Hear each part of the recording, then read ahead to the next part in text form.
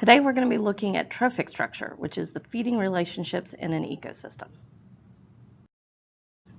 Organisms are either autotrophs, also known as producers, that make their own food, or heterotrophs, or consumers such as us, that must feed on other organisms for nutrients.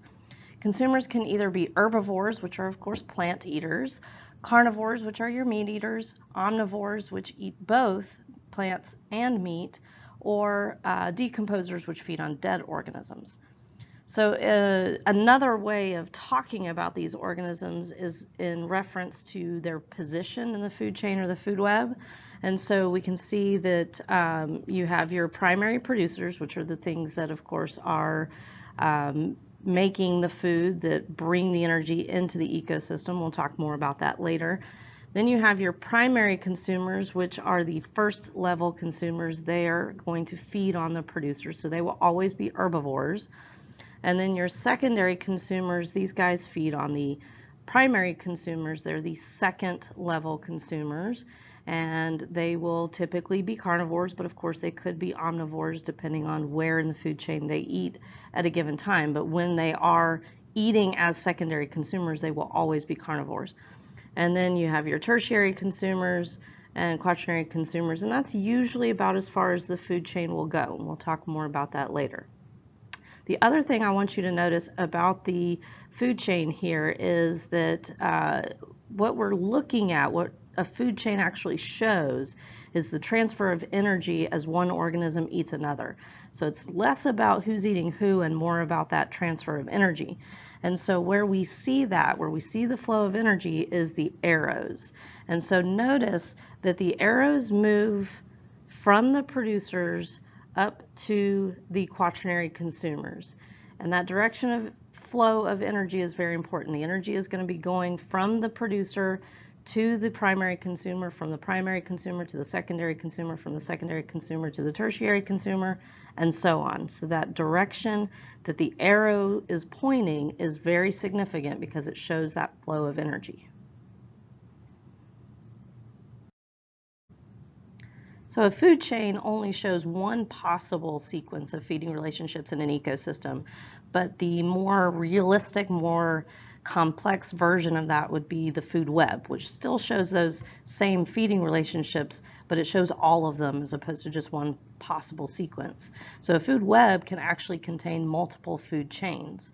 But notice again, the arrows are the significant part here. It's showing that flow of energy from one organism to the next. And it's still flowing in that same direction from the producers all the way up to those top level consumers. But also notice here in the middle, we have arrows that go both directions between these fishes and squids. And the significance of that, the meaning of that, is just that fishes sometimes eat squids and squids sometimes eat fish. So the energy can flow either direction depending on who's eating whom. Earlier I mentioned that food chains tend to be limited to no more than the quaternary level. There's a very good reason for that. There are actually a couple of hypotheses as to why that is. The first one's called the dynamic stability hypothesis. And this basically says that if you have a really long food chain, any change that happens at the lowest level in the food chain is going to be significantly increased. The impact is going to be significantly increased the farther up in the food chain you are. So if you have a very, very long food chain, that impact is going to be that much greater on those top level organisms in the food chain. And so that would then just limit the stability of an ecosystem if you have these really long, complex food chains. So that's one theory. One hypothesis. The other is called the energetic hypothesis, and this is the one that's a little more widely accepted and supported by data. So what they have found is that if you look at the amount of energy at each level in the ecosystem, you have 100% of the energy here with the producers. They're the ones who are bringing the energy directly from the sun usually and providing that energy for the entire ecosystem. Well, then when you look at the primary consumers, turns out they only get about 10% of that energy from the producers. And then the secondary consumers, they only get 10% of that 10%, so 1% of the energy. And then those tertiary consumers, they only get 0.1%. So only about 10% of the energy is being passed from one trophic level to the next. This picture is showing kind of what happens to all of that energy that is not passed on to the next level. So if you look here at the photosynthetic organisms, they have all the energy, right? 100% of the energy. Some of that energy is going to be used by those photosynthetic organisms for respiration. Some of that energy is going to be excreted as waste. And of course, when they die, you're going to lose energy there as well. Some of it's just given off as heat through metabolic activity. So only that 10% actually gets passed to the next level, the herbivores. So then again, the herbivores, they also do respiration. They also excrete stuff. And so again, about 90% of that energy is either used or lost or given off as heat.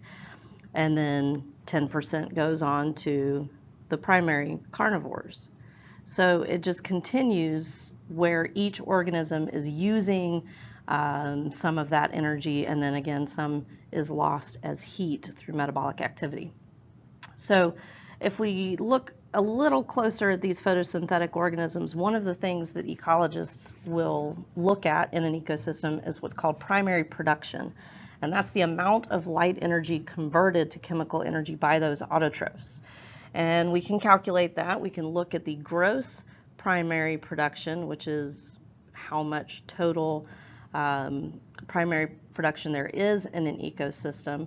But usually what we really want to know is that net primary production, which is the gross primary production minus respiration, because we have to take out the energy that is given off by the producers when they do respiration. So what we care about, what's most important for the ecosystem, is that net production. We're going to shift gears a little bit now and look at how certain species can influence their ecosystem. And what we find is that some have a stronger, more significant influence on their ecosystem than others.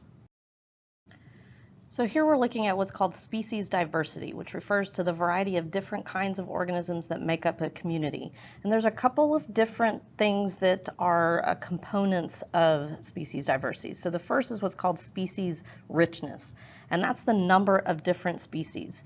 So if we look at these two communities here in this picture, you see that there are 4 different types of trees in both ecosystems. Those same 4 types of trees are found in both ecosystems. So that would be the species richness. So it is the same for both ecosystems, both communities. So then the other factor is what's called relative abundance. And so that looks at the proportion of each species. And so we see that in community 1, you've got equal amounts of the 4 species, but in community 2, you have vastly higher amounts of species A and much fewer of B, C, and D. So when we look at these two communities, we would consider community 1 to be the more diverse community because of that more equal distribution of the variety of species versus one being more prevalent than the others. In that last picture in community 2, species A would be what we would consider a dominant species in that community. What that means is it is either the most abundant or has the highest biomass of any species in the community. And the significance of that is it just means that that particular species is able to outcompete others for the resources in that particular area.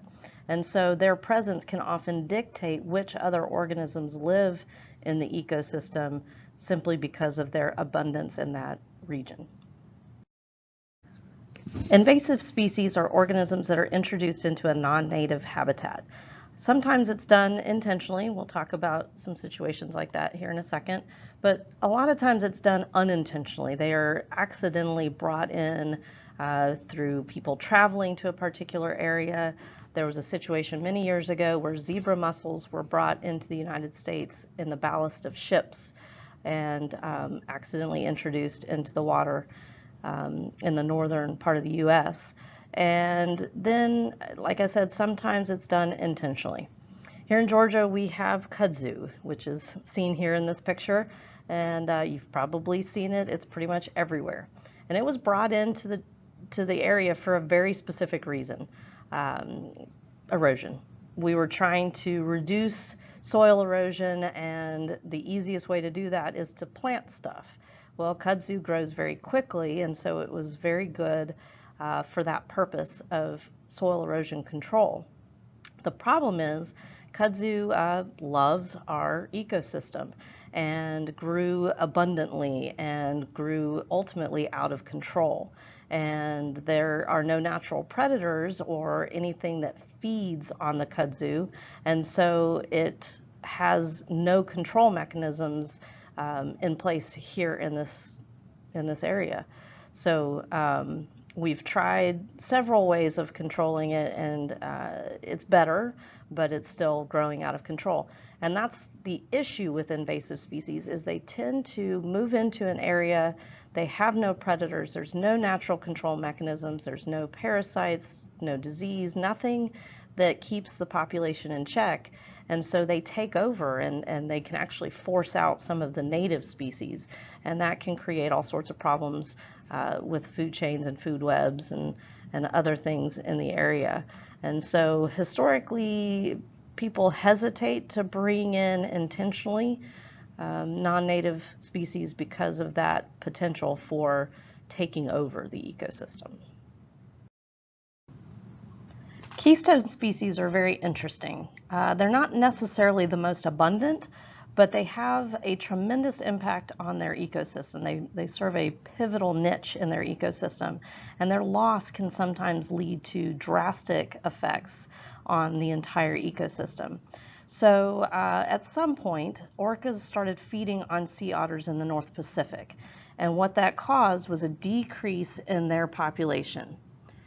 And sea urchins are eaten by sea otters, and so with the reduction in sea otter population, we see an increase in the sea urchin population, and sea urchins feed on kelp, and so when there are a lot of sea urchins, that means there's going to be very little kelp, and that's a problem because kelp provide both food and shelter for many organisms in that ecosystem. And so when the sea urchin population grew out of control, that reduced the kelp forest, which took away shelter and food for other organisms in the ecosystem.